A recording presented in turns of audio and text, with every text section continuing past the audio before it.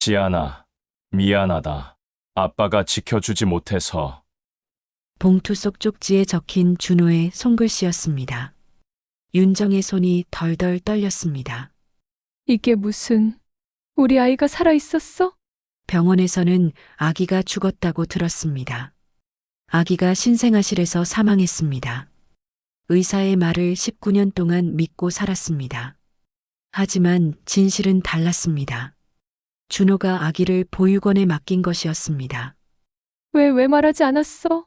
윤정은 봉투를 가슴에 안고 울었습니다. 성심보육원 후원 영수증이 10년 지나 쌓여 있었습니다. 준호는 폐지를 주우며 매달 후원금을 보냈던 것입니다.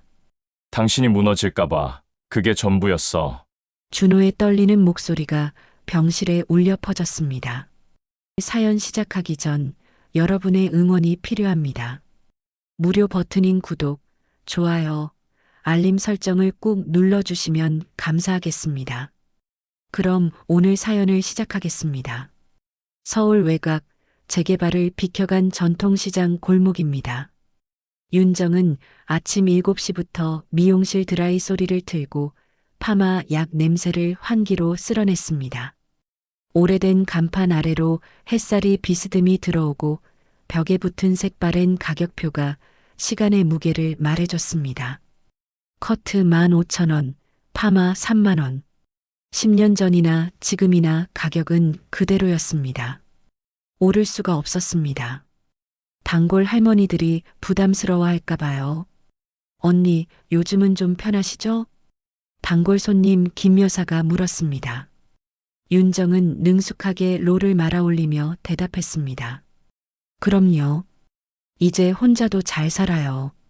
아침에 일어나면 4시간이고 저녁에 문 닫으면 또 4시간이니까요. 말은 가벼웠지만 저녁마다 닫힌 셔터줄이 늘어나는 골목을 지날 때면 마음이 시렸습니다.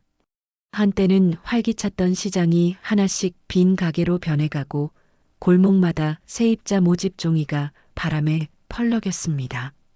떡볶이 가게는 2달 전에 문을 닫았고 구제옷 가게는 1달 전에 주인이 바뀌었습니다. 윤정의 미용실도 예외는 아니었습니다. 요즘 젊은이들은 시내 프랜차이즈 미용실로 가고 60대 할머니들만 간신히 가게를 지탱해줬습니다. 10년 전 이혼은 한순간에 터진 게 아니었습니다. 경제위기 여파로 이어진 보증 실패가 시작이었습니다.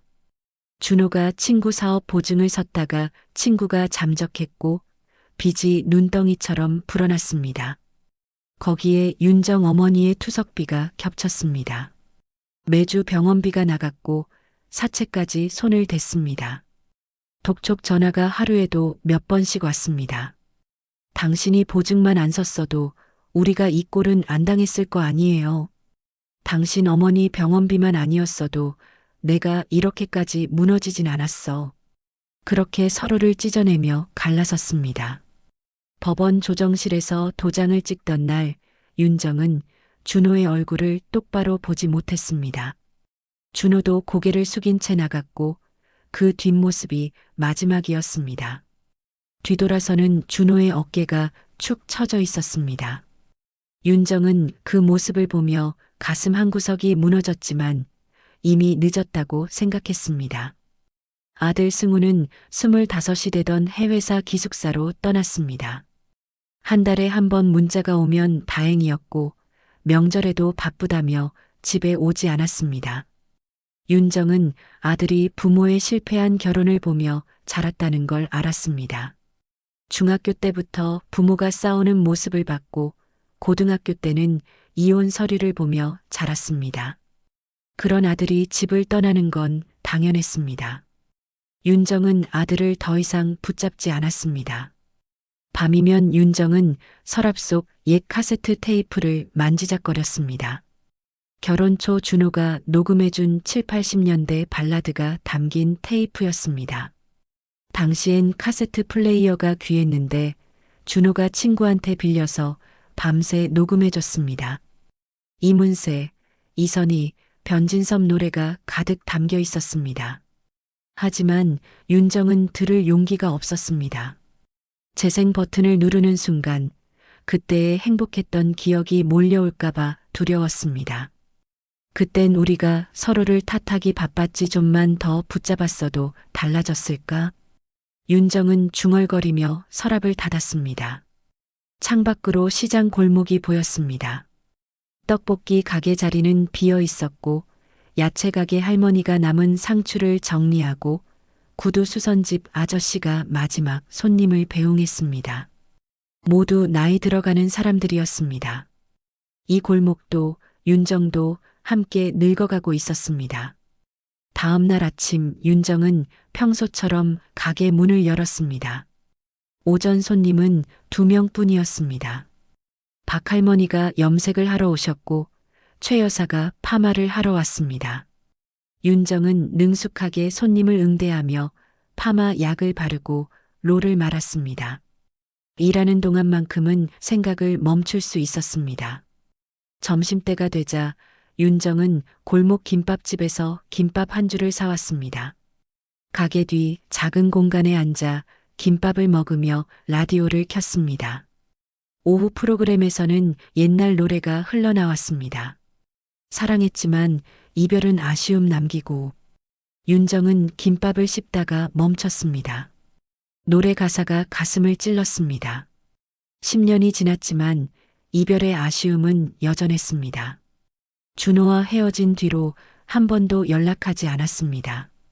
어디서 뭘 하는지도 몰랐습니다. 아들 승우도 아버지 이야기를 꺼내지 않았고 윤정도 물어보지 않았습니다. 오후 3시쯤 손님이 한 명 더 왔습니다. 머리를 자르고 싶다는 중년 여성이었습니다. 윤정은 가위를 들고 조심스럽게 머리를 잘랐습니다. 손님은 거울을 보며 만족스러워했습니다. 언니, 솜씨 좋으시네요. 다음에 또 올게요. 감사합니다. 다음에 또 오세요. 손님이 나간 뒤 윤정은 바닥에 떨어진 머리카락을 쓸었습니다. 하루 종일 서 있으면 다리가 아팠습니다. 허리도 삐걱거렸습니다. 57살의 몸은 예전 같지 않았습니다. 저녁 6시 윤정은 가게 문을 닫았습니다. 셔터를 내리고 열쇠로 잠갔습니다. 골목을 걸어 집으로 향했습니다. 슈퍼 앞에서 아는 얼굴들과 마주쳤습니다. 언니, 저녁 먹었어요? 아직요. 집에 가서 먹으려고요. 우리 국밥집 가실래요? 괜찮아요. 집에 반찬 있어요. 짧은 인사를 나누고 헤어졌습니다. 윤정은 혼자 골목을 걸으며 생각했습니다. 이렇게 하루하루 지나가는 게 인생인가? 특별할 것도 기대할 것도 없이 그저 흘러가는 시간 속에서 살아가는 것. 그게 지금의 삶이었습니다. 집에 도착한 윤정은 신발을 벗고 거실불을 켰습니다. 텅 빈 집은 조용했습니다. 혼자 사는 게 편하다고 말했지만 사실은 적막했습니다. 윤정은 냉장고에서 김치와 된장찌개를 꺼내 전자레인지에 데웠습니다. 밥 한 공기를 뜨고 식탁에 앉았습니다. 혼자 먹는 밥은 맛이 없었습니다. 그저 배를 채우기 위해 먹는 것뿐이었습니다. 식사를 마치고 설거지를 하던 윤정은 창밖을 바라봤습니다. 겨울이 다가오고 있었습니다. 바람이 차가웠고 하늘은 잿빛이었습니다. 나무가지에 남은 잎사귀가 떨어지고 있었습니다. 윤정은 손을 닦고 거실 소파에 앉았습니다. 텔레비전을 켰습니다. 뉴스가 나왔습니다. 경제 이야기, 정치 이야기가 흘러나왔지만 귀에 들어오지 않았습니다. 채널을 이리저리 돌리다가 그냥 껐습니다. 윤정은 서랍을 열고 카세트 테이프를 꺼냈습니다. 손으로 만지작거렸습니다. 테이프 케이스에는 준호의 손글씨로 정희에게라고 적혀 있었습니다. 윤정은 눈시울이 뜨거워졌습니다. 하지만 여전히 들을 수 없었습니다. 그 노래를 들으면 준호 생각이 날 테고 준호 생각을 하면 후회가 밀려올 테니까요. 윤정은 테이프를 다시 서랍에 넣고 닫았습니다. 윤정은 불을 끄고 침대에 누웠습니다. 천장을 바라보며 눈을 감았습니다. 어둠 속에서 준호의 얼굴이 떠올랐습니다. 법원에서 마지막으로 본 그 모습이었습니다. 축 처진 어깨, 고개를 숙인 뒷모습. 그 순간을 수없이 떠올렸지만 이미 지난 일이었습니다. 초겨울 저녁 윤정은 평소보다 조금 늦게 가게 문을 닫았습니다. 마지막 손님이 파마를 하다가 시간이 길어졌기 때문입니다. 6시 반쯤 되어서야 윤정은 셔터를 내리고 열쇠로 잠갔습니다. 날씨가 쌀쌀했습니다. 바람이 불 때마다 목덜미가 시렸습니다. 윤정은 목도리를 더 단단히 감고 골목을 걸었습니다. 시장 끝에서 카트 끄는 소리가 났습니다. 덜컹덜컹 바퀴가 고르지 않은 길을 지나는 소리였습니다. 윤정은 무심코 그쪽을 바라봤습니다. 해진 점퍼를 입은 남자가 카트를 끌고 있었습니다. 모자를 깊이 눌러 쓴 탓에 얼굴은 잘 보이지 않았습니다. 하지만 굽은 목선과 느린 걸음걸이가 눈에 들어왔습니다. 남자는 골목 구석에 쌓인 박스들을 정리하고 있었습니다. 윤정은 그냥 지나치려다가 발걸음을 멈췄습니다. 남자가 종이박스를 묶는 모습이 보였습니다. 왼손 검지에 굵은 흉터가 있었습니다. 그 흉터는 번쩍이는 가로등 불빛 아래서 또렷하게 보였습니다. 윤정의 심장이 쿵 내려앉았습니다. 그 흉터를 알았습니다. 20년 전 준호가 목공소에서 일하다가 톱날에 손가락을 베었습니다. 병원에서 꿰맸지만 흉터는 평생 남았습니다. 검지가 완전히 펴지지 않아서 항상 약간 굽어 있었습니다. 윤정은 숨을 멈췄습니다. 설마 저 사람이? 아니야, 그럴 리 없어. 윤정은 고개를 저었습니다. 하지만 발이 떨어지지 않았습니다. 남자는 계속 박스를 정리했습니다. 카트에 박스를 차곡차곡 쌓고 끈으로 단단히 묶었습니다. 종이는 따로 모으셔야 해요. 남자가 낮게 말했습니다. 윤정이 무심코 버린 쓰레기 봉투를 가리키며 한 말이었습니다. 목소리 울림이 낯익었습니다. 쉰 듯 하면서도 깊은 그 목소리. 윤정은 온몸이 굳었습니다. 아, 네, 죄송합니다. 윤정은 급히 쓰레기 봉투를 다시 들고 분리수거함으로 향했습니다. 손이 떨렸습니다. 심장이 빠르게 뛰었습니다. 윤정은 쓰레기를 버리고 뒤돌아봤습니다. 남자는 이미 카트를 끌고 골목 저편으로 사라지고 있었습니다. 뒷모습만 보였습니다. 축 처진 어깨, 느린 걸음걸이, 그리고 낡은 카트 소리. 윤정은 그 자리에 서서 한참을 바라봤습니다. 남자의 모습이 완전히 사라질 때까지 움직이지 못했습니다. 가슴이 답답했습니다. 숨이 제대로 쉬어지지 않았습니다. 설마 아니야. 이만큼 망가졌을 리 없어. 준호가 그럴 리 없어. 윤정은 중얼거리며 집으로 향했습니다. 하지만 머릿속은 온통 그 남자 생각뿐이었습니다. 왼손 검지의 흉터, 목소리의 울림, 굽은 목선. 모든 게 너무 닮아 있었습니다.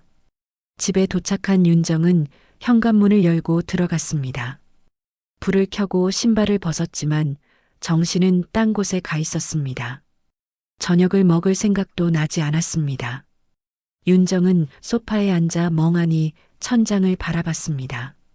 준호였을까? 아니면 내가 잘못 본 걸까? 밤새도록 잠이 오지 않았습니다. 눈을 감으면 그 남자의 뒷모습이 떠올랐습니다. 카트를 끄는 소리가 귓가에 맴돌았습니다. 윤정은 이불을 뒤집어 쓰고 몸을 웅크렸습니다. 하지만 마음은 진정되지 않았습니다. 새벽 5시 윤정은 잠을 포기하고 일어났습니다. 얼굴을 씻고 옷을 갈아입었습니다. 밖은 아직 어두웠습니다. 윤정은 창밖을 내다봤습니다. 거리는 조용했습니다. 가로등만 외롭게 빛나고 있었습니다. 윤정은 따뜻한 차를 한 잔 마셨습니다. 손이 떨려서 찻잔을 제대로 잡기도 힘들었습니다. 윤정은 찻잔을 내려놓고 서랍을 열었습니다. 그 안에는 오래된 사진들이 있었습니다. 결혼식 사진, 아들 돌 사진, 가족 여행 사진. 윤정은 사진 한 장을 꺼냈습니다. 20년 전 목공소 앞에서 찍은 사진이었습니다. 준호가 작업복을 입고 환하게 웃고 있었습니다. 윤정도 옆에서 웃고 있었고 어린 승우가 아버지 손을 잡고 있었습니다. 행복했던 시절이었습니다. 윤정은 사진 속 준호의 얼굴을 오래 바라봤습니다. 그리고 어젯밤 본 남자의 얼굴과 비교했습니다. 나이가 들면 다들 변하지. 20년이면 얼마나 많이 변했겠어. 윤정은 사진을 다시 서랍에 넣었습니다. 하지만 마음은 여전히 무거웠습니다. 아침 7시 윤정은 평소보다 일찍 미용실로 향했습니다. 시장은 아직 문을 여는 가게가 많지 않았습니다. 윤정은 가게 문을 열고 청소를 시작했습니다.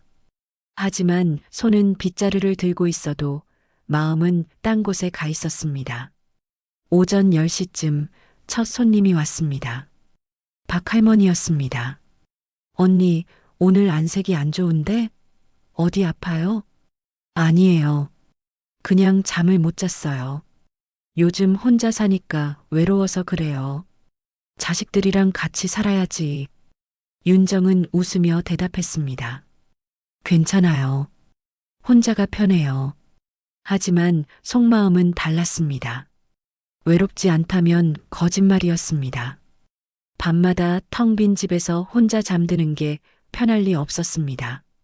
오후가 되자 윤정은 가게를 잠시 비우고 시장을 걸었습니다. 어제 그 남자를 본 골목으로 향했습니다. 혹시 또 볼 수 있을까 하는 기대 때문이었습니다. 하지만 골목은 조용했습니다. 카트 소리도 남자의 모습도 보이지 않았습니다. 윤정은 구두 수선집 아저씨에게 물었습니다. 아저씨, 요즘 여기서 폐지 줍는 분 보셨어요? 카트 끄는 남자분이요. 아, 그 양반? 요즘 자주 보이던데. 왜요? 아니에요. 그냥 궁금해서요. 윤정은 더 이상 묻지 못했습니다. 만약 정말 준호라면 어떻게 하지? 말을 걸어야 하나? 아니면 모른 척 지나쳐야 하나? 머릿속이 복잡했습니다. 저녁이 되자 윤정은 가게 문을 닫고 다시 골목을 지나갔습니다.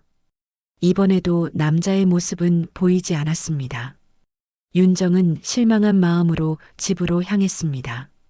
집에 돌아온 윤정은 저녁을 대충 먹고 소파에 앉았습니다. 텔레비전을 켰지만 집중이 안 됐습니다. 계속 창밖을 바라봤습니다. 혹시 그 남자가 지나갈까 싶어서였습니다. 밤 10시 윤정은 침대에 누웠습니다. 하지만 또다시 잠이 오지 않았습니다. 눈을 감으면 어제 본 그 뒷모습이 떠올랐습니다. 카트 끄는 소리, 종이박스 묶는 손, 왼손 검지의 흉터. 윤정은 이불을 걷어차고 일어났습니다. 거실로 나가 서랍을 열었습니다.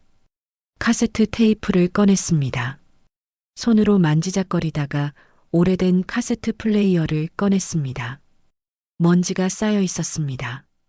윤정은 테이프를 넣고 재생 버튼을 눌렀습니다. 지직거리는 소리 뒤로 노래가 흘러나왔습니다. 이문세의 목소리였습니다. 광화문 연가였습니다. 윤정은 소파에 앉아 노래를 들었습니다. 눈물이 흘러내렸습니다. 준호 당신이었어? 정말 당신이었던 거야? 윤정은 밤새 울었습니다.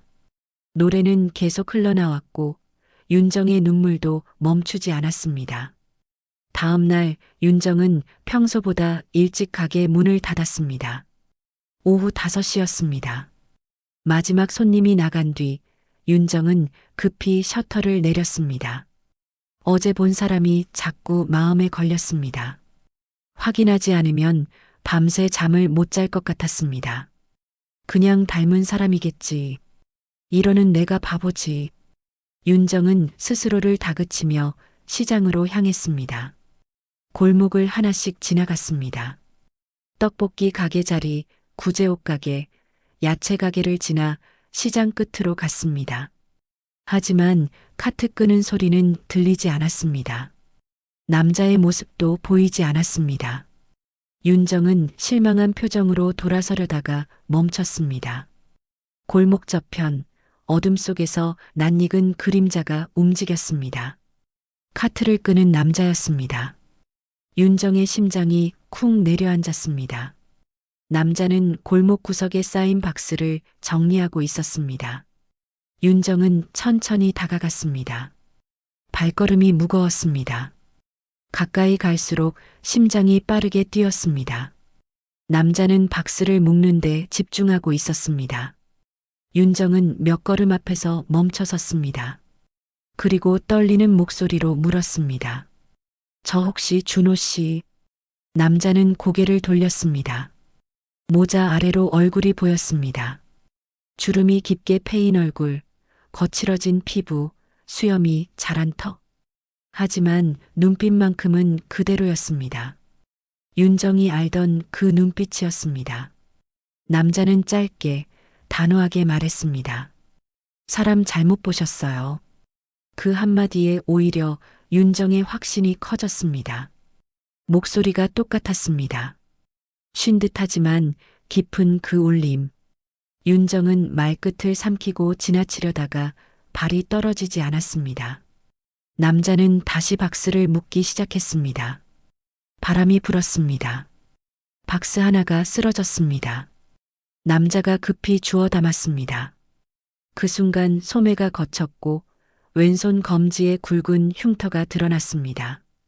가로등 불빛 아래서 또렷하게 보였습니다. 윤정의 눈앞이 아득해졌습니다. 더 이상 의심할 여지가 없었습니다. 그 흉터는 절대 잊을 수 없었습니다. 20년 전 윤정이 직접 병원에 데려가서 꿰맸던 그 흉터였습니다. 윤정은 가까이 다가갔습니다. 가방에서 작은 봉지를 꺼냈습니다. 따뜻한 붕어빵이 들어 있었습니다. 오늘 오후에 산 것이었습니다. 이거 따뜻할 때 드세요. 윤정은 봉지를 내밀었습니다. 남자는 고개를 들었습니다. 두 사람의 눈이 마주쳤습니다. 남자의 눈빛이 흔들렸습니다. 하지만 곧 고개를 돌렸습니다. 감사합니다. 짧은 답이었습니다. 남자는 봉지를 받아 카트 위에 올려놓았습니다. 그리고 다시 박스를 정리하기 시작했습니다. 윤정은 그 자리에 서서 남자를 바라봤습니다. 쉰 숨소리가 들렸습니다. 숨을 쉴 때마다 힘들어하는 것 같았습니다. 몸이 안 좋으세요? 윤정이 물었습니다. 남자는 대답하지 않았습니다. 계속 박스를 정리했습니다.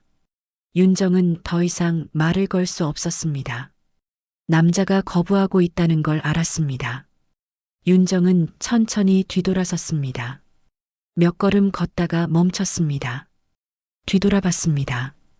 남자는 여전히 박스를 묶고 있었습니다. 구분 등, 느린 손놀림, 힘겹게 카트를 끄는 모습. 윤정의 눈에 눈물이 고였습니다. 준호 정말 당신이구나. 윤정은 중얼거리며 집으로 향했습니다. 걸음이 무거웠습니다. 마음은 더 무거웠습니다. 집에 돌아온 윤정은 거울 앞에 섰습니다. 손이 덜덜 떨렸습니다. 얼굴은 창백했습니다. 윤정은 세면대에 손을 짚고 고개를 숙였습니다. 왜 이제야 본 거야? 왜 그렇게까지 사라졌던 거야? 10년 동안 소식이 없었습니다. 아들 승우도 아버지 이야기를 하지 않았습니다.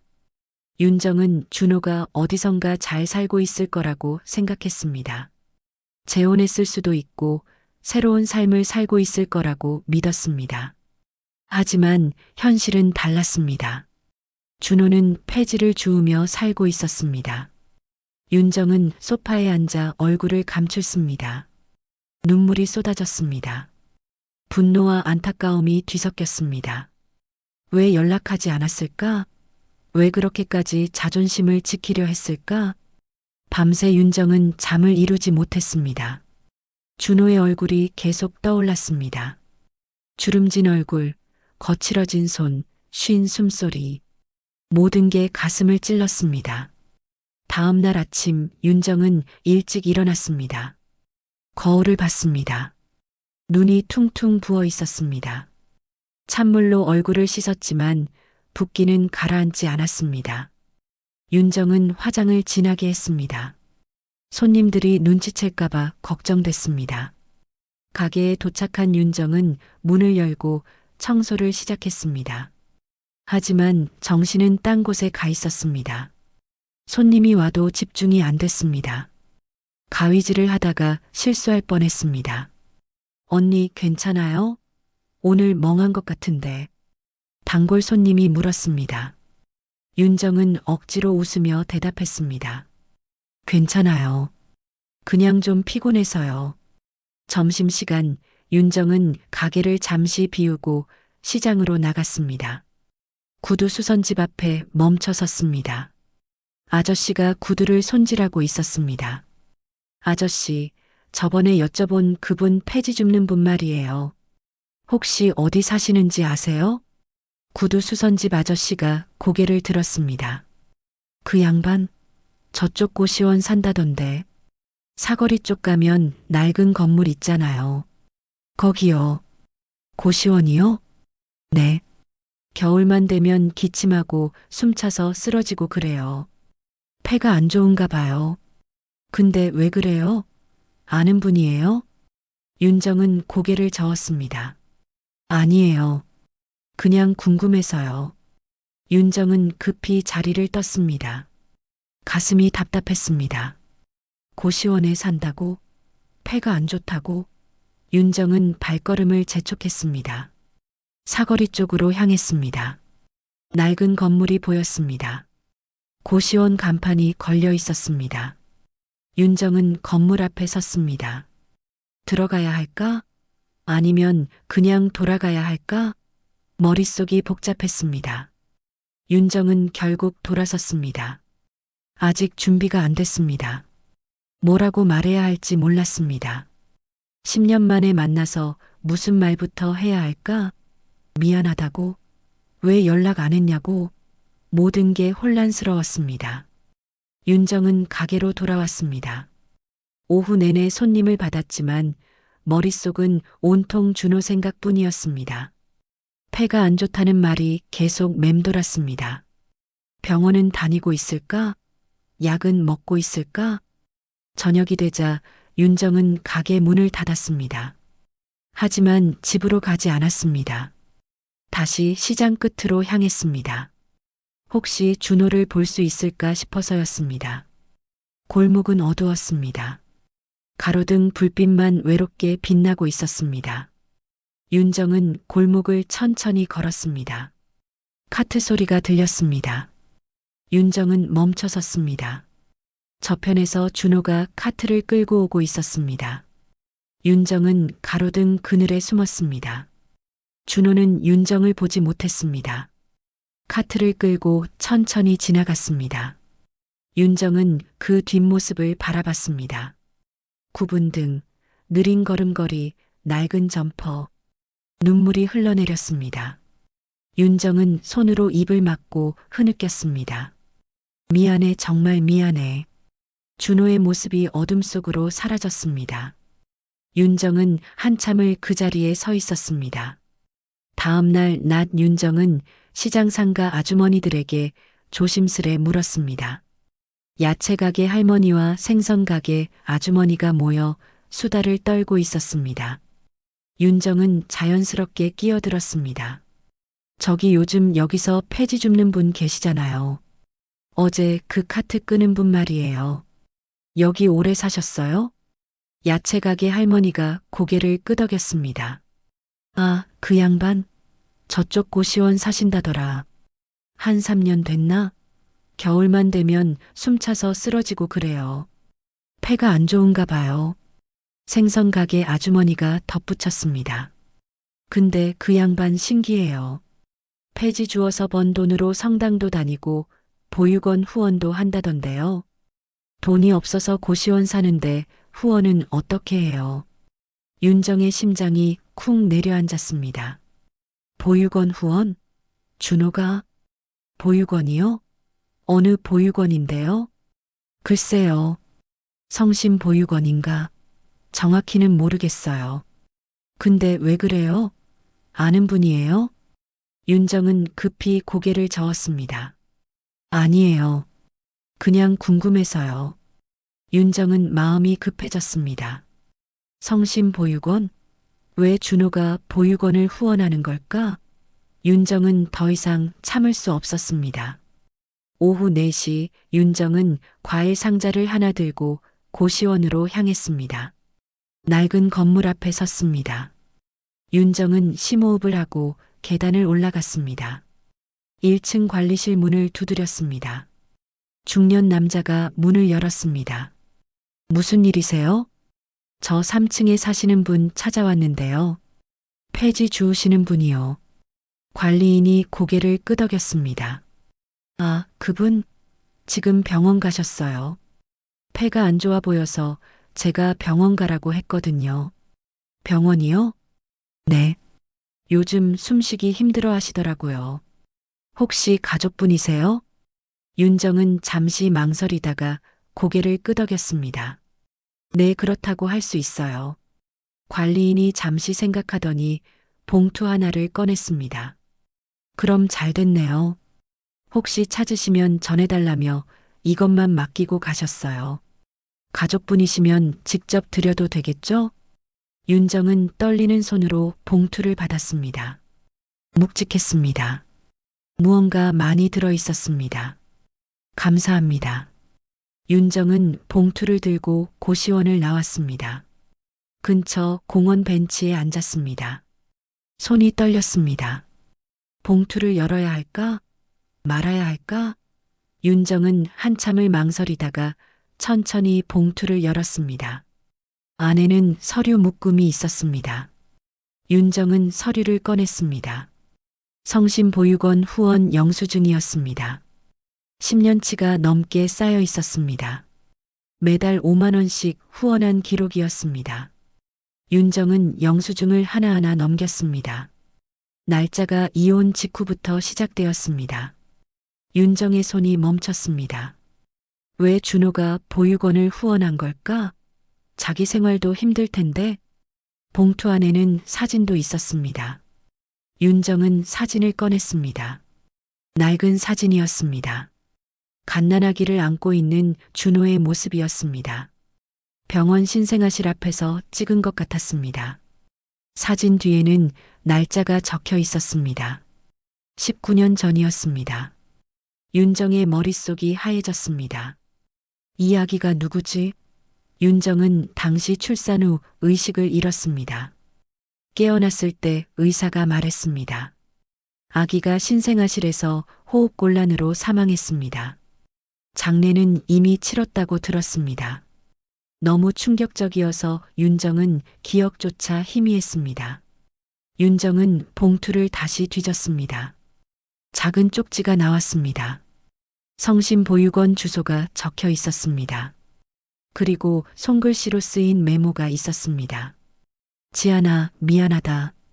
아빠가 지켜주지 못해서 언젠가 꼭 데리러 갈게. 윤정의 눈에 눈물이 고였습니다. 지안? 아빠? 준호가 쓴 글씨였습니다. 윤정은 사진을 다시 봤습니다. 갓난아기를 안고 있는 준호의 얼굴에는 슬픔이 가득했습니다. 이게 무슨 우리 아이가 살아있었어? 준호가 거짓말을 한 거야? 윤정의 손이 덜덜 떨렸습니다. 머릿속이 복잡했습니다. 아이가 죽지 않았다고? 준호가 보육원에 맡긴 거라고? 윤정은 일어났습니다. 성심보육원으로 가야겠다고 생각했습니다. 진실을 알아야 했습니다. 윤정은 봉투를 가방에 넣고 택시를 잡았습니다. 성심보육원으로 가주세요. 택시는 도심을 벗어나 외곽으로 향했습니다. 30분쯤 달렸습니다. 보육원 건물이 보였습니다. 낡았지만 깨끗했습니다. 마당에서 아이들이 뛰어놀고 있었습니다. 윤정은 택시에서 내렸습니다. 천천히 정문으로 걸어갔습니다. 경비실에서 직원이 나왔습니다. 어떻게 오셨어요? 저 상담 좀 하고 싶어서 왔는데요. 상담실로 가세요. 수녀님께서 계세요. 윤정은 안내를 받아 상담실로 향했습니다. 문을 두드렸습니다. 안에서 나이든 수녀가 나왔습니다. 어서 오세요. 무슨 일로 오셨나요? 윤정은 가방에서 봉투를 꺼냈습니다. 사진을 보여줬습니다. 이 아이에 대해 알고 싶어서 왔어요. 19년 전에 이곳에 온 아이요. 수녀의 표정이 변했습니다. 놀란 것 같았습니다. 혹시 보호자님과 관련이 있으신가요? 저는 이 아이의 엄마일 수도 있어요. 하지만 저는 아이가 출산 직후 죽었다고 들었어요. 수녀는 윤정을 안으로 안내했습니다. 의자에 앉게 했습니다. 그리고 서류철을 꺼냈습니다. 앉으세요. 천천히 말씀드릴게요. 윤정은 의자에 앉았습니다. 심장이 빠르게 뛰었습니다. 수녀는 서류를 펼쳤습니다. 지안이는 19년 전에 이곳에 왔어요. 생후 일주일이었죠. 당시 보호자분이 직접 데려오셨어요. 생후 일주일이요? 네. 그분은 여기서 보호자님이라 불렸어요. 본명은 밝히지 않으셨거든요. 하지만 매달 후원금을 보내주셨어요. 10년 넘게요. 윤정의 눈에서 눈물이 흘렀습니다. 그분이 준호였군요. 수녀가 고개를 끄덕였습니다. 그분은 이렇게 말하셨어요. 아내가 알면 무너집니다. 출산 후 의식을 잃었는데 아기까지 잃었다고 하면 살 수 없을 거라고요. 차라리 아이가 죽었다고 믿게 하는 게 낫다고요. 저희도 처음엔 반대했지만 그분의 사정을 듣고 도와드렸어요. 윤정은 얼굴을 감쌌습니다. 눈물이 쏟아졌습니다. 저는 19년 동안 아무것도 모르고 살았던 거예요? 내 아이가 살아있는데? 수녀가 윤정의 손을 잡았습니다. 보호자님은 당신을 살리려던 거예요. 당신이 무너질까봐 그렇게 하신 거죠. 당시 상황이 너무 어려웠다고 들었어요. 장모님 투석비, 사체 독촉, 아내 수술비까지 아기를 돌볼 형편이 안 됐다고요. 윤정은 한참을 울었습니다. 분노와 배신감, 그리고 알 수 없는 안도가 뒤섞였습니다. 지안이는 지금 어디 있어요? 위탁 가정을 거쳐 다시 돌아왔어요. 지금은 자립관에서 생활하고 있어요. 만 19살이에요. 윤정은 고개를 들었습니다. 만날 수 있을까요? 물론이에요. 하지만 천천히 준비하세요. 지안이도 충격받을 거예요. 그때 윤정의 휴대전화가 울렸습니다. 고시원 관리인이었습니다. 보호자분? 그분 응급실에 계세요. 폐질환이 심각해서 병원으로 실려갔어요. 윤정은 전화를 끊고 벌떡 일어났습니다. 수녀님, 저 먼저 가봐야 해요. 윤정은 택시를 타고 병원으로 달렸습니다. 손이 떨렸습니다. 가슴이 두근거렸습니다. 준호가 쓰러졌다는 말에 머릿속이 하얘졌습니다. 택시가 너무 느리게 느껴졌습니다. 아저씨, 좀 더 빨리 갈 수 있을까요? 최대한 빨리 가고 있어요. 윤정은 창밖을 바라봤습니다. 거리의 불빛들이 빠르게 지나갔습니다. 하지만 시간은 더디게 흘렀습니다. 윤정은 가방 속 봉투를 꺼냈습니다. 사진을 다시 봤습니다. 어린 여자아이 지안. 자신이 알지 못했던 딸이었습니다. 준호 왜 말하지 않았어? 왜 혼자 짊어지고 살았어? 윤정의 눈에서 눈물이 흘렀습니다. 분노보다는 안타까움이 컸습니다. 19년 동안 준호는 혼자서 모든 걸 감당했습니다. 아이를 보육원에 맡기고 매달 후원금을 보내고 폐지를 주우며 살았습니다. 병원에 도착했습니다. 윤정은 택시비를 내고 급히 응급실로 뛰어갔습니다. 간호사에게 물었습니다. 저 조금 전에 실려온 환자 있나요? 고시원에서 온 분이요. 사무실에 계세요. 보호자세요? 네, 그렇다고 할 수 있어요. 간호사가 사무실을 가리켰습니다.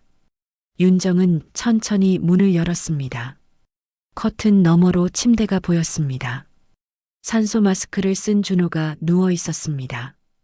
얼굴은 창백했고 숨소리는 거칠었습니다. 윤정은 침대 옆으로 다가갔습니다. 준호의 얼굴을 가만히 바라봤습니다. 10년 전보다 훨씬 늙어 있었습니다. 주름이 깊게 패였고 머리는 반백이 되었습니다.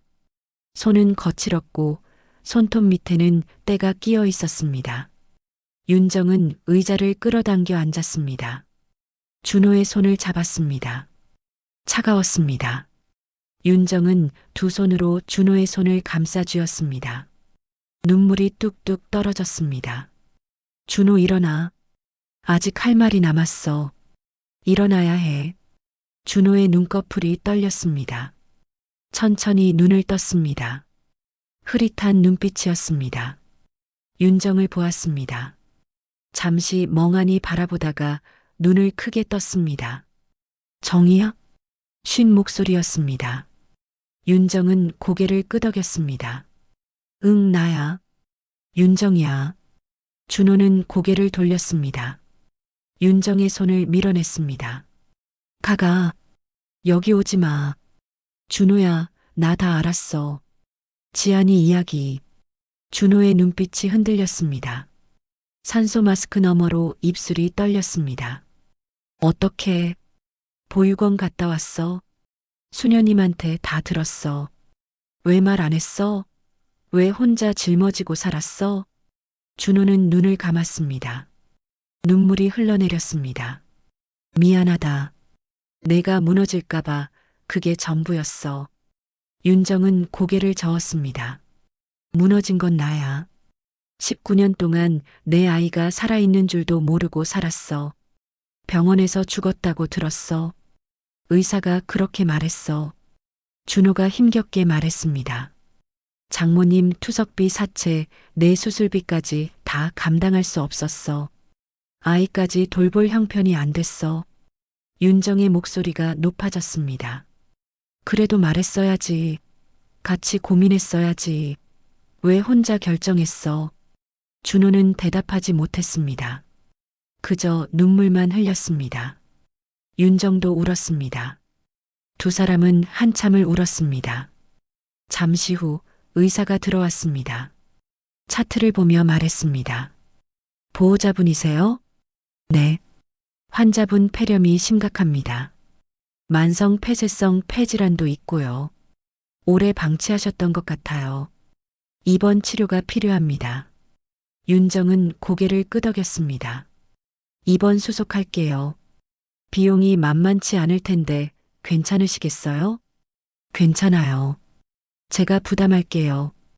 의사가 나간 뒤 윤정은 다시 준호를 바라봤습니다. 준호는 고개를 저었습니다. 안 돼, 내가 왜 내 병원비를. 당신이 19년 동안 혼자 짊어졌잖아. 이제는 내가 할 차례야. 윤정은 가방에서 사진을 꺼냈습니다. 준호에게 보여줬습니다. 이거 봐. 지안이 사진이야. 우리 딸이야. 준호는 사진을 보았습니다. 눈물이 주르륵 흘렀습니다. 지안이 미안하다, 아빠가 지켜주지 못해서. 윤정은 사진을 가슴에 안았습니다. 이제부터는 내가 지킬 거야. 우리 딸 찾을 거야. 준호가 힘겹게 말했습니다. 지안이는 19이야. 자립관에 있어. 나 한 번도 못 만났어. 보호자 자격이 없다고 생각했거든. 윤정은 준호의 손을 꽉 잡았습니다. 이제는 만나야 해. 우리 셋이 만나야 해. 준호는 고개를 끄덕였습니다. 그리고 힘없이 눈을 감았습니다. 윤정은 준호의 손을 놓지 않았습니다. 며칠 뒤 준호는 일반 병동으로 옮겨졌습니다. 상태가 조금 나아졌습니다. 윤정은 매일 병원에 왔습니다. 가게를 일찍 닫고 저녁마다 찾아왔습니다. 준호에게 밥을 먹이고 이야기를 나눴습니다. 지안이를 만나러 갈 거야. 같이 갈래? 준호는 고개를 저었습니다. 난 자격이 없어. 아빠라고 부를 자격은 무슨. 당신은 지안이 아빠야. 19년 동안 후원금 보낸 게 자격 아니야? 준호는 창밖을 바라봤습니다. 윤정은 준호의 손을 잡았습니다. 같이 가자. 우리 셋이 만나자. 준호는 한참을 망설이다가 고개를 끄덕였습니다. 일주일 뒤 준호는 퇴원했습니다. 윤정은 준호를 자신의 집으로 데려갔습니다. 고시원으로 돌려보낼 수 없었습니다. 준호는 거부했지만 윤정은 강하게 말했습니다. 당신 혼자 살게 놔두면 또 쓰러질 거야. 내 집에 있어. 방 하나 비어 있어. 준호는 결국 윤정의 집에 머물게 되었습니다. 어색했습니다. 10년 만에 다시 만난 두 사람은 무슨 말을 해야 할지 몰랐습니다. 밥을 같이 먹으면서도 말이 없었습니다. 며칠이 지나고 윤정은 보육원 수녀에게 연락했습니다. 지안이를 만나고 싶어요. 좋아요. 이번 주 토요일 어떠세요? 지안이한테 미리 말해둘게요. 윤정은 전화를 끊고 준호에게 말했습니다. 토요일에 지안이 만나러 가. 준호는 긴장한 표정을 지었습니다. 뭐라고 말해야 하지? 그냥 솔직하게 말하면 돼. 미안하다고 사랑한다고. 토요일이 되었습니다. 윤정과 준호는 보육원으로 향했습니다. 차 안은 조용했습니다. 두 사람 모두 긴장했습니다. 준호는 계속 손을 비볐습니다. 윤정도 마음이 불안했습니다. 보육원에 도착했습니다. 수녀가 반갑게 맞아줬습니다. 오셨군요. 지안이가 기다리고 있어요. 자립관 상담실로 가세요. 윤정과 준호는 자립관으로 향했습니다.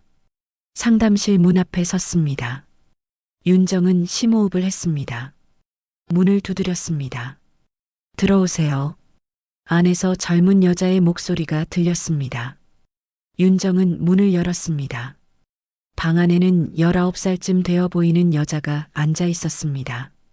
짧은 머리, 큰 눈, 준호를 닮은 눈매였습니다.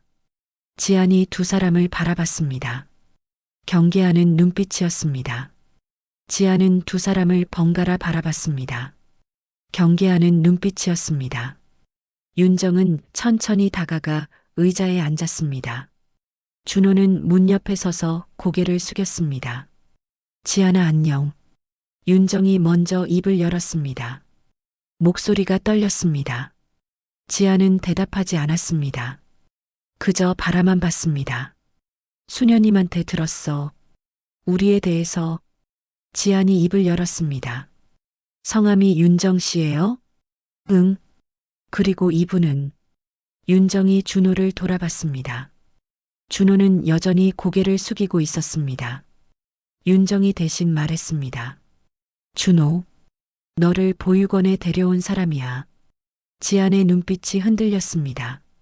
준호를 바라봤습니다. 준호는 여전히 고개를 들지 못했습니다. 왜 이제야 오신 거예요? 지안의 목소리에는 원망이 섞여 있었습니다. 윤정은 눈물을 참으며 말했습니다. 지안아, 저는 내가 살아있는 줄도 몰랐어. 며칠 전에 알았어. 무슨 말씀이세요? 병원에서 내가 죽었다고 들었어. 출산 직후에 의사가 그렇게 말했거든. 19년 동안 난 내가 죽은 줄 알고 살았어. 지안의 얼굴이 굳었습니다. 준호를 날카롭게 쳐다봤습니다. 그럼 이분이 거짓말을 하신 거네요? 준호가 고개를 들었습니다. 눈가가 붉어져 있었습니다. 미안하다, 정말 미안하다. 지안이 일어났습니다. 목소리가 높아졌습니다. 미안하다고요? 저를 19년 동안 여기 버려두고 이제 와서 미안하다고요?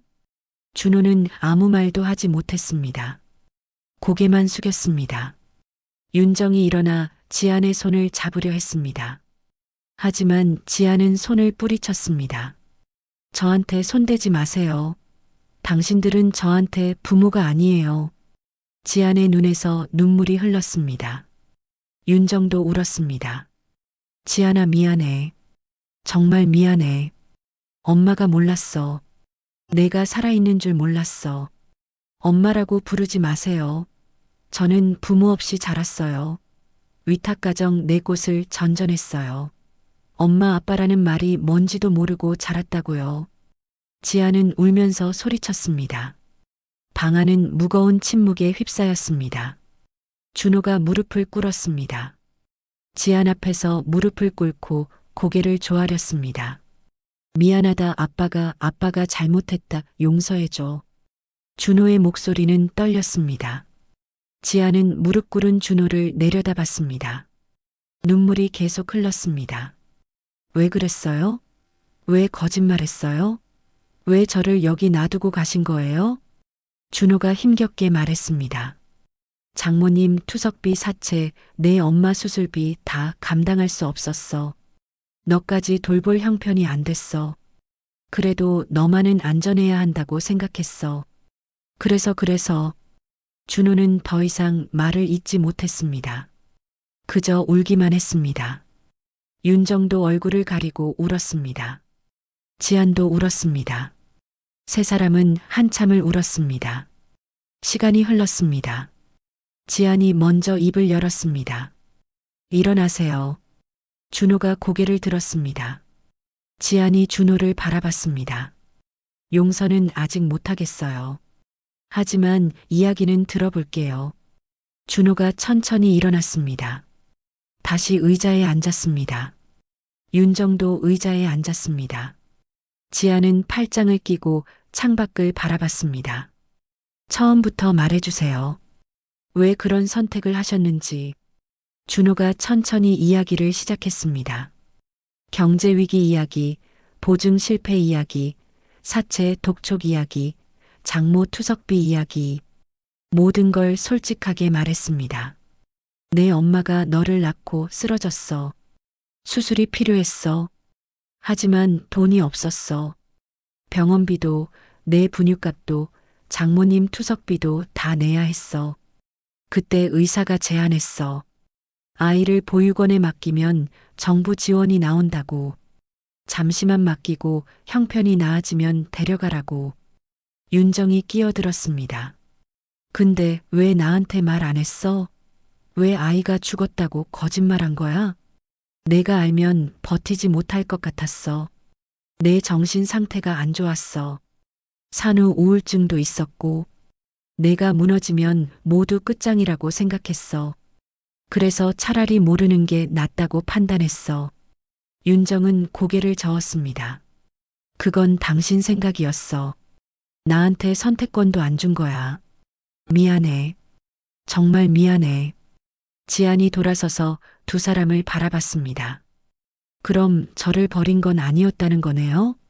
준호가 고개를 끄덕였습니다. 버린 게 아니야. 지키려고 했어. 내가 안전하게 자라길 바랐어. 매달 후원금도 보냈어. 10년 넘게. 지안의 눈빛이 흔들렸습니다. 수녀님한테 들었어요. 매달 5만 원씩 보내셨다고. 폐지 주우시면서도. 준호는 고개를 숙였습니다. 그것밖에 못했어. 아빠가 무능해서. 미안하다. 지아는 한참을 침묵했습니다. 그리고 조용히 말했습니다. 저도 궁금했어요. 제 부모가 누군지, 왜 저를 여기 두고 갔는지, 밤마다 궁금했어요. 윤정이 일어나 지안에게 다가갔습니다. 이번에는 지안이 손을 뿌리치지 않았습니다. 지안아, 늦었지만 이제라도 우리 가족이 될 수 있을까? 지안은 대답하지 않았습니다. 하지만 눈물은 계속 흘렀습니다. 윤정이 지안을 안았습니다. 지안은 처음엔 굳어 있었지만 곧 윤정의 품에 안겼습니다. 그리고 울었습니다. 19년 동안 참았던 눈물을 쏟아냈습니다. 준호도 다가와 두 사람을 안았습니다. 세 사람은 서로를 꼭 안고 울었습니다. 오래도록 울었습니다. 한참 뒤 세 사람은 자리에 앉았습니다. 분위기가 조금 누그러졌습니다. 윤정이 가방에서 작은 상자를 꺼냈습니다. 이거 너희 아빠가 맡긴 거야. 보육원 주소 쪽지하고 내 사진이 들어 있었어. 지안이 상자를 받았습니다. 천천히 열었습니다. 안에는 오래된 쪽지들과 사진, 그리고 카세트 테이프가 있었습니다. 지안이 테이프를 꺼냈습니다. 이건 뭐예요? 준호가 말했습니다. 내 엄마 목소리야. 내가 태어나기 전에 녹음한 거야. 자장가를 불렀어. 지안의 눈이 커졌습니다. 윤정도 놀랐습니다. 내가 자장가를 녹음했어? 응. 임신했을 때 내가 녹음해줬어. 아기한테 들려주려고. 지안이 테이프를 가슴에 안았습니다. 들어볼 수 있을까요? 윤정이 고개를 끄덕였습니다. 당연하지. 우리 집에 플레이어 있어. 같이 들을까? 지안이 주저하며 물었습니다. 제가 집에 가도 돼요? 윤정이 지안의 손을 잡았습니다. 물론이지. 우리 집이 내 집이야. 지안의 눈에서 또다시 눈물이 흘렀습니다. 하지만 이번에는 따뜻한 눈물이었습니다. 윤정의 집으로 돌아왔습니다. 지안은 집안을 둘러봤습니다. 작지만 따뜻한 집이었습니다. 거실에는 오래된 소파가 있었고 벽에는 가족 사진들이 걸려 있었습니다. 지안은 사진을 하나하나 바라봤습니다. 이분이 오빠예요? 지안이 한 사진을 가리켰습니다. 젊은 남자가 웃고 있는 사진이었습니다. 윤정이 고개를 끄덕였습니다. 응, 승우. 내 오빠야. 지금은 회사 기숙사에서 살아. 오빠가 있었구나. 지안의 목소리가 떨렸습니다. 윤정이 지안의 어깨에 손을 올렸습니다. 승우한테도 말할게. 내 이야기. 지안은 고개를 끄덕였습니다. 준호는 거실 구석에 조용히 서 있었습니다. 여전히 어색해 보였습니다. 윤정이 준호를 불렀습니다. 준호야, 앉아. 서 있지 말고. 준호는 소파에 조심스럽게 앉았습니다. 윤정은 부엌으로 가서 차를 끓였습니다. 지안은 소파 반대편에 앉았습니다. 세 사람은 말없이 앉아 있었습니다. 윤정이 차를 들고 왔습니다. 지안과 준호에게 건넸습니다. 세 사람은 차를 마시며 침묵했습니다. 무슨 말을 해야 할지 몰랐습니다. 한참 뒤 지안이 먼저 입을 열었습니다. 테이프 들어볼 수 있을까요? 윤정이 고개를 끄덕였습니다. 그럼, 잠깐만. 윤정은 서랍에서 오래된 카세트 플레이어를 꺼냈습니다. 먼지를 털어내고 테이프를 넣었습니다. 재생 버튼을 눌렀습니다. 지직거리는 소리가 흘러나왔습니다. 그리고 윤정의 목소리가 들렸습니다. 젊고 맑은 목소리였습니다. 우리 아기 엄마 목소리 들리니? 엄마가 자장가 불러줄게. 잘 자라, 우리 아기. 윤정이 자장가를 부르기 시작했습니다. 조용하고 따뜻한 목소리였습니다. 지안은 눈을 감고 들었습니다. 눈물이 흘러내렸습니다. 윤정도 울었습니다. 준호도 눈시울을 붉혔습니다. 노래가 끝났습니다. 지안은 눈을 떴습니다. 윤정을 바라봤습니다. 엄마 목소리가 정말 좋으시네요. 윤정이 지안의 손을 잡았습니다. 지안아, 미안해.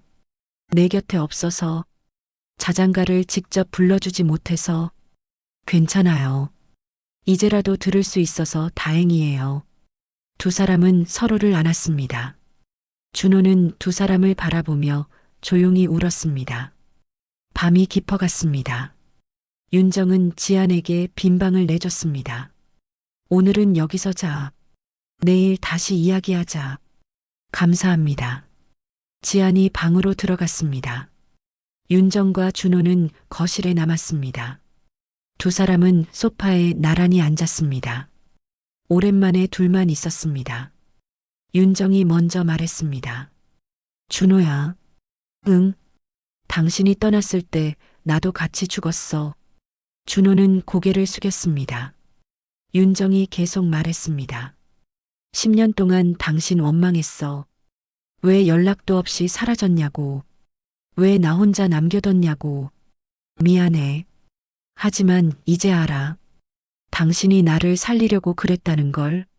최악의 선택이었지만 우리를 살리려던 마지막 방법이었다는 걸. 준호의 눈에서 눈물이 흘렀습니다. 내가 무너지면 다 끝이라고 생각했어. 지안이까지 알면 너는 버티지 못할 거라고 생각했어. 그래서 거짓말했어. 윤정은 준호의 손을 잡았습니다. 당신도 무너졌잖아. 10년 동안 폐지 주우며 살았잖아. 그건 내 벌이었어. 내가 가족을 지키지 못한 벌. 윤정은 고개를 저었습니다. 벌이 아니야. 당신은 최선을 다했어. 지안이한테 매달 후원금 보내고 혼자 모든 걸 짊어지고 그게 당신이 할 수 있는 최선이었어. 준호는 얼굴을 가렸습니다. 어깨가 떨렸습니다. 윤정이 준호를 안았습니다. 10년 만에 다시 안았습니다. 이제 됐어. 용서할게. 아니, 같이 살아낼게.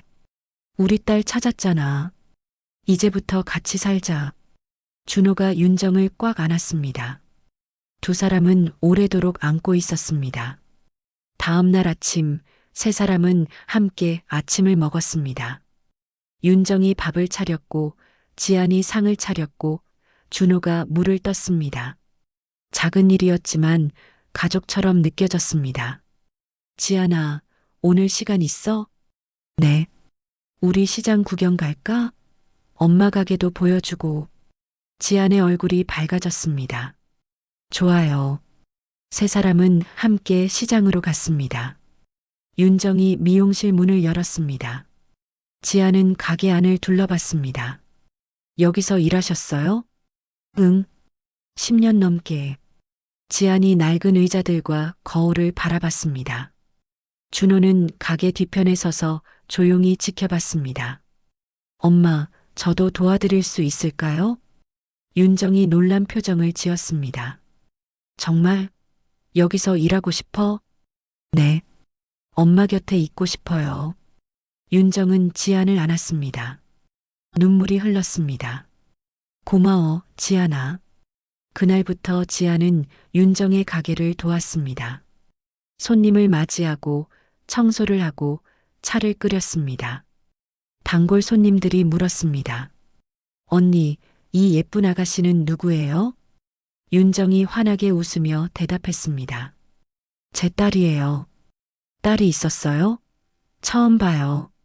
오래 떨어져 있었어요. 이제 다시 만났어요.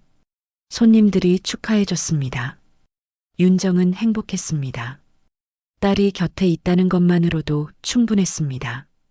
저녁이 되어 집으로 돌아왔습니다. 준호가 저녁을 준비하고 있었습니다. 서툴렀지만 정성스러웠습니다. 세 사람은 함께 저녁을 먹었습니다. 식사 중에 지안이 물었습니다.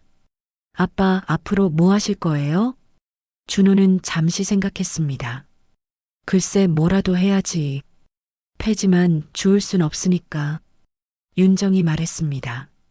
시장에서 일자리 알아볼까? 구두 수선집 아저씨가 사람 구한다고 했어. 그럴까? 며칠 뒤 준호는 구두 수선집에서 일하기 시작했습니다. 손재주가 좋아서 금방 배웠습니다. 시장 사람들도 준호를 반겼습니다. 한 달이 흘렀습니다. 세 사람은 점점 가족처럼 지냈습니다. 함께 밥을 먹고, 함께 웃고, 함께 이야기했습니다. 여전히 어색한 순간도 있었지만 조금씩 나아졌습니다.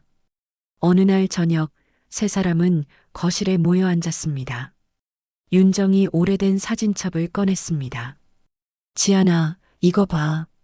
내가 갓 태어났을 때 사진이야. 사진 속에는 작은 아기가 있었습니다. 윤정이 아기를 안고 웃고 있었고 준호가 옆에서 카메라를 보고 있었습니다. 이게 저예요? 응. 태어난 지 하루 됐을 때. 지안은 사진을 오래 바라봤습니다. 눈물이 흘렀습니다. 저도 한때는 행복했었구나. 윤정이 지안을 안았습니다. 앞으로도 행복할 거야. 우리 같이 만들어가자. 준호도 두 사람을 안았습니다. 세 사람은 서로를 꽉 껴안았습니다.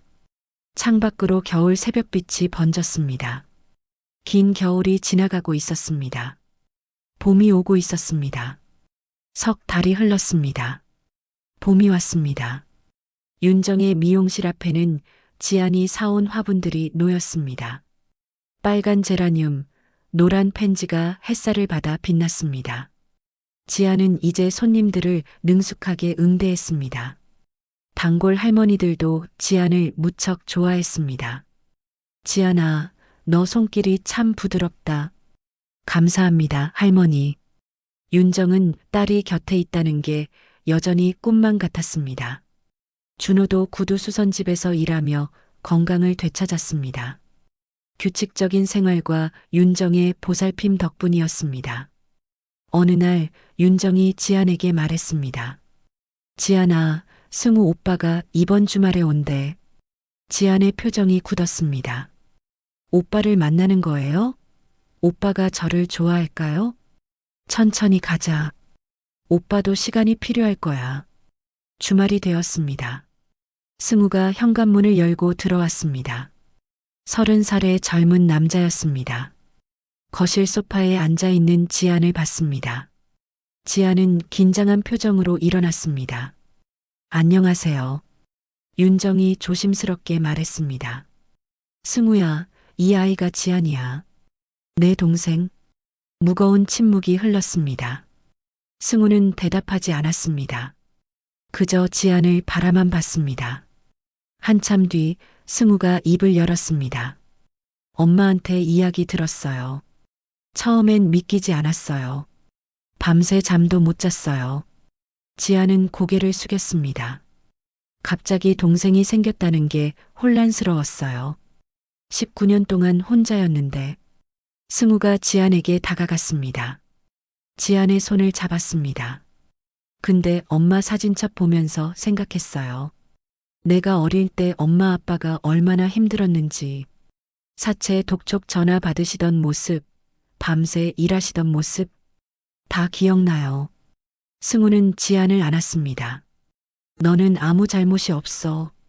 오히려 제일 힘들었을 거야. 부모 없이 자라면서. 미안해. 오빠가 그동안 몰랐어서. 이제라도 알게 돼서 다행이야. 지안은 승우의 품에서 울었습니다. 윤정도 눈물을 닦았습니다. 준호도 눈시울을 붉혔습니다. 승우가 지안의 등을 토닥였습니다. 이제 괜찮아. 오빠가 있잖아. 승우가 가방에서 작은 상자를 꺼냈습니다. 지안아, 선물. 동생 생긴 기념이야. 상자 안에는 예쁜 팔찌가 있었습니다. 은빛 체인에 작은 별 장식이 달려 있었습니다. 별마다 이름이 새겨져 있었습니다. 엄마, 아빠, 오빠, 지안. 내가 별처럼 빛났으면 좋겠어서 골랐어. 우리 가족 4명 이름을 새겼어. 지안은 팔찌를 보며 눈물을 흘렸습니다. 승우가 팔찌를 지안의 손목에 채워줬습니다. 저녁을 함께 먹고 승우가 조심스럽게 말했습니다. 내일 할머니 산소에 가요. 지안이도 손녀잖아요. 할머니한테 인사하러 가요. 지안이 놀란 표정을 지었습니다. 승우가 미소 지었습니다. 할머니도 알아야죠. 손녀가 생긴 걸. 다음 날 4사람은 함께 산소로 향했습니다. 산 중턱에 작은 산소가 있었습니다. 윤정의 어머니 산소였습니다. 준호가 벌초를 했고 윤정이 음식을 차렸고 승우와 지안이 꽃을 놓았습니다. 절을 마친 뒤 윤정이 산소 앞에 앉았습니다.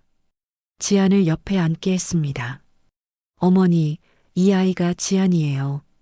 제 딸이에요. 늦게 찾았지만 이제 함께 살 거예요. 윤정의 목소리가 떨렸습니다. 지안도 말했습니다. 할머니, 처음 뵙습니다. 손녀 지안이에요. 할머니 덕분에 엄마가 저를 낳으셨대요. 감사합니다. 준호도 무릎을 꿇었습니다. 어머님, 용서해 주세요. 제가 가족을 지키지 못했습니다. 하지만 이제라도 다시 시작하려고 합니다.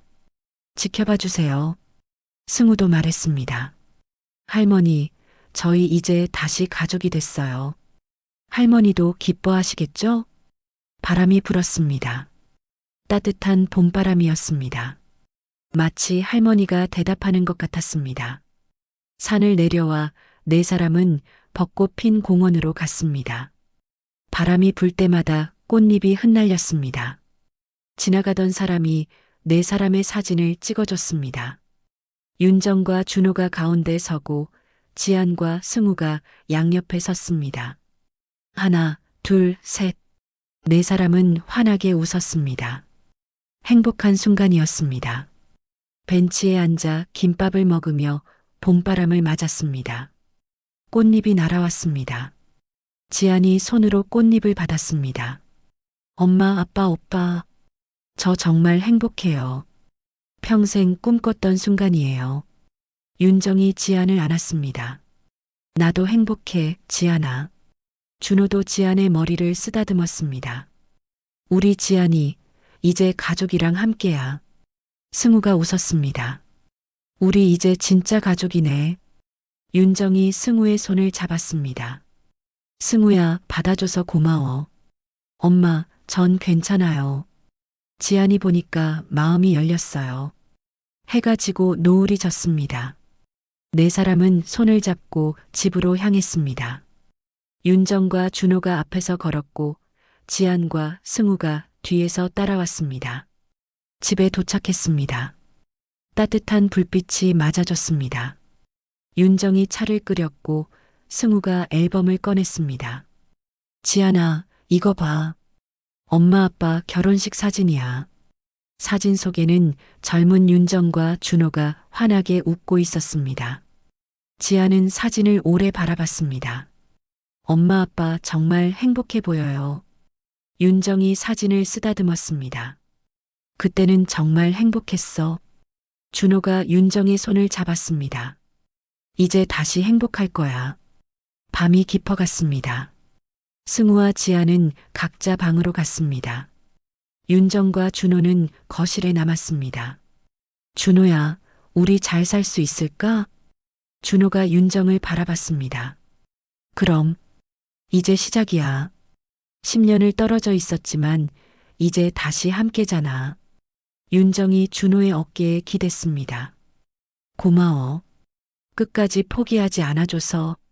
나도 고마워. 날 용서해줘서. 두 사람은 서로를 꽉 껴안았습니다. 창밖으로 별이 빛났습니다. 봄밤은 따뜻했습니다. 며칠 뒤 네 사람은 다시 시장에 모였습니다. 윤정의 미용실에서 지안이 손님을 맞이하고 준호가 구두를 수선하고 승우가 주말마다 들렀습니다. 평범한 일상이었지만 소중했습니다. 어느 저녁 지안이 윤정에게 물었습니다. 엄마, 행복해요? 윤정이 지안의 손을 잡았습니다. 그럼, 너희가 있어서 정말 행복해. 준호도 옆에서 고개를 끄덕였습니다. 우리 늦었지만 다시 만났잖아. 그것만으로도 충분해. 네 사람은 서로를 바라보며 미소 지었습니다. 창밖으로 봄비가 내렸습니다. 따뜻한 봄비였습니다. 새로운 시작을 알리는 비였습니다. 윤정은 창밖을 바라보며 생각했습니다. 용서는 잊음이 아니라 다시 손을 잡을 용기였습니다. 10년의 시간이 흘렀지만 사랑은 여전히 남아 있었습니다. 늦었지만 다시 시작할 수 있었습니다. 그것으로 충분했습니다. 오늘 사연을 들어주셔서 고맙습니다. 공감해 주시고 마음을 나눠주셔서 더 따뜻한 시간이 되었습니다. 구독과 좋아요, 알림 설정, 그리고 댓글은 저에게 큰 격려가 됩니다. 감사합니다.